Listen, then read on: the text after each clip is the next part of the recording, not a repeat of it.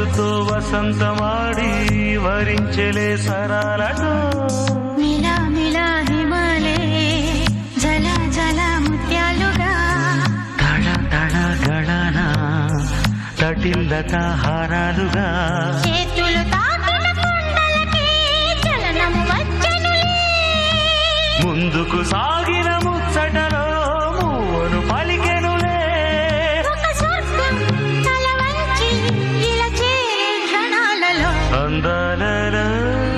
అహో మహోదయం భూలోకమే